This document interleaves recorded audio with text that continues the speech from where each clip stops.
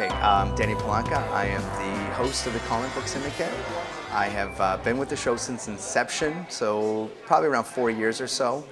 I basically host the show. I'm the mediator, and try to be funny sometimes.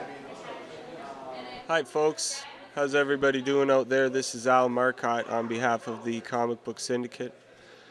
I'm a new fixture on the show, and I'll be providing public service announcements via the Curmudgeon's Corner Forum. Hi, I'm Jolie. I am a co-producer and the production manager for the Comic Book Syndicate. I kind of got started. I came to a premiere and no one else was here, and it was actually on the wrong day. Mike showed up and he invited me to come out to work on the show, or just to at least see, because I was a little bit scared, and it kind of snowballed from there 2 years ago now, and I'm still here. I'm Sean Ty. I am the co-producer, set director, and skit writing, editor, and many other things. I'm half of everything on the show is me. A third, if you count Jolie. Okay, hi, my name is Michael Poirier. I'm one of the co-hosts of the Comic Book Syndicate. My secret identity on the show is Mike L.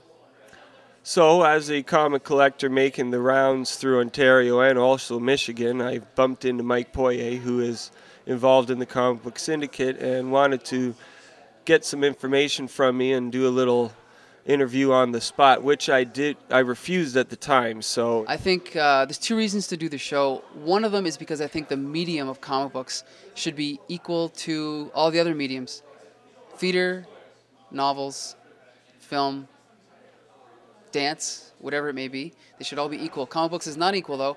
It definitely receives less attention than the other ones. That's one reason. The other reason is because I love superheroes. George Rizak is a close personal friend of mine. We've been friends since we were about 12 years old. We used to ride our bikes to go buy comic books from Tecumseh Town to Windsor and back every month when the new titles came out. Actually got started reading comic books at a young age. I read Disney comic books, and I mean, like a lot of people, bought Archie. Well, I mean, I went to university and kind of put the books away. And then Buffy got canceled and they made her into a comic book, and that's kind of what picked it up from there. I'm not into mostly mainstream, what they call flights and tights comic books. I mostly like independent titles, but I do enjoy a little, like, you know, Superman and Flash here and there. Mostly DC. Not a lot of Marvel. I'm here tonight specifically to do a episode where I'll be featured on the panel, and I want to set the record straight in regards to the Incredible Hulk, because the public's view of the Hulk is very vague, very naive, and not very well informed. The Incredible Hulk will be set straight tonight on the Comic Book Syndicate. In the past year, we've added a live jazz band, the Inedibles. We've added skits, and we've improved our production value. Knowing that, I've submitted the show to several stations in Michigan.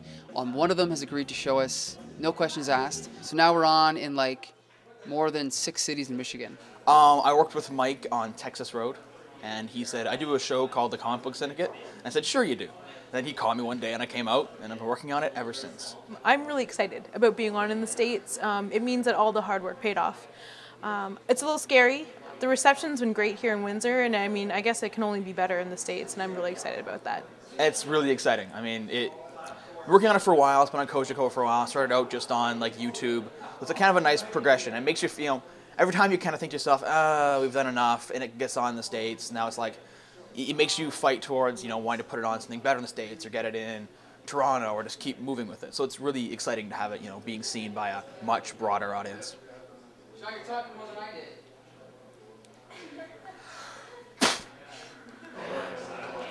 It's pretty cool. I've worked with Mike Poirier for probably about 7 years now. He was one of the camera guys on Culinary Chats, and we met through there, and we've done a lot of different you know, jobs and stuff. I don't know, it's kind of cool. I mean, it's the fact that we get to be on TV and we're actually just being geeks and telling people that we're geeks and nerds and all that kind of thing. And it's kind of cool that we've gotten a really positive feedback, and we have a lot of people turn out for the show, so kind of cool.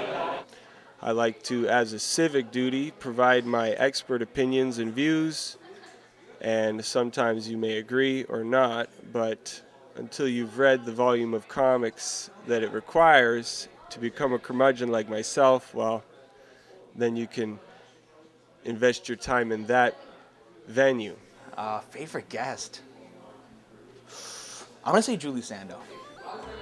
Working on set's pretty fun. I mean, it's really, really relaxed. Everyone's got a beer in their hand the whole time. And you just kind of show up, you set up, you shoot it. I mean, it's just really relaxed.